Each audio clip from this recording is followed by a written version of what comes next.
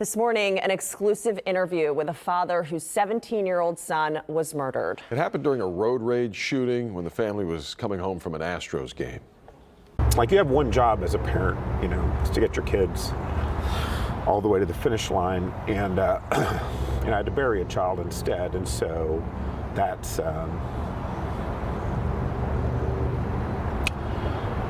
every morning, every night, And he shared with our Zach Lajway video of his son David, we've never seen before, with an important message for everyone.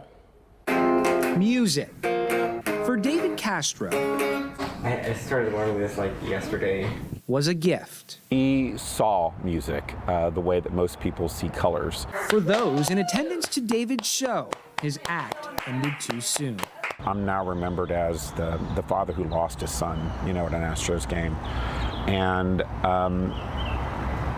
that's not who I am. I'm a destroyed person. A part of Paul Castro perished the night his son David was murdered, leaving an Astros game in 2021. Paul was with David and his other son, Luke. We were so excited. We were walking back to the truck. The journey ahead would be the start of a never-ending nightmare. Traffic was at a dead stop. This vehicle wants to squeeze in. The guy got mad, got out of his car, started yelling at me. I need to get away. The angry driver followed Paul with his two sons in the truck. David said, "Dad, he's right behind us." And he starts flashing his lights. I see him honking on his horn. I started thinking about calling 911. The worst minutes of my life ensued. The explosion happened, bam, bam, and the back window shattered, and I turned the dome light on. He had taken a shot to the head. He was gone. Also gone, the angry driver, now a suspect. He killed your son. He killed my son in front of me. He murdered my son. In front of his brother.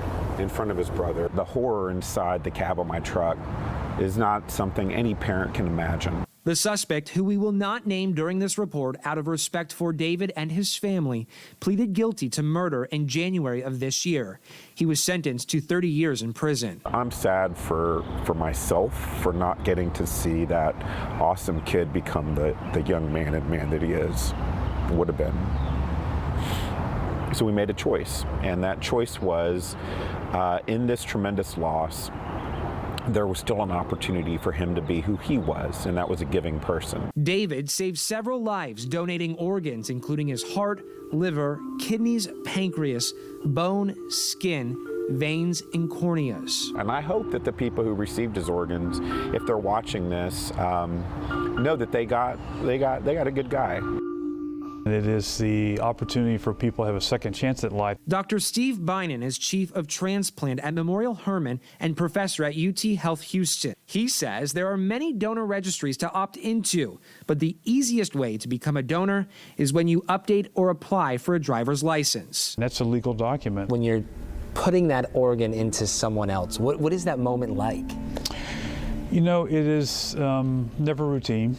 A final act choreographed by a young man who was a friend, a brother, and a son. I think he would say it's okay. I'm okay. David always cared about other people's comfort.